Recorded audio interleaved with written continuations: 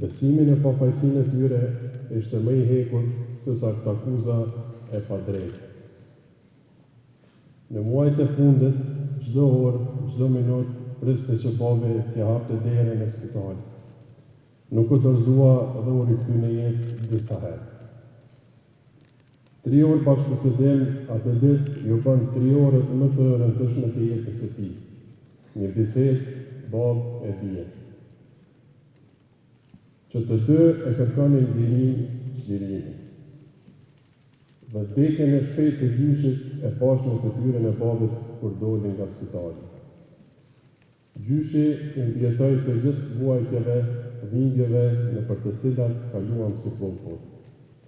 Por këto 4 vite nuk i mbjetoi vuajtjeve dhe dhimbjes nga padrejtësia.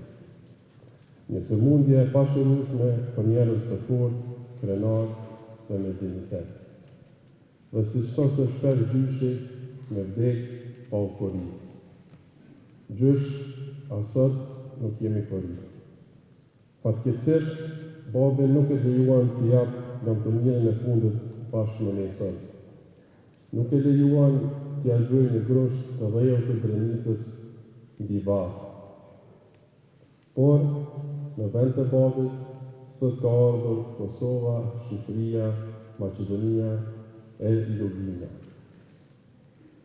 I madh dhe i përjeshëm do të jetë ndihmimi ynë për ty gjysh. Miq e familjar të pranishëm.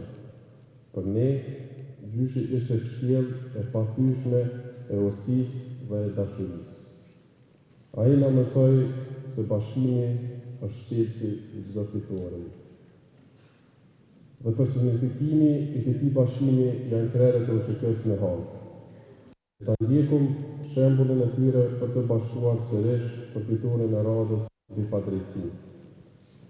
Ju falenderoj të gjithëve që keni mbështetur familjen tonë, familjen Kadri, të Bacit Jakub, të Aqit Req dhe familjet të gjithë atyre që po mbahen në Hagë. Për respektin dhe ngushëllimin tuaj. Jam të mirë gjysh, prejo në paqe.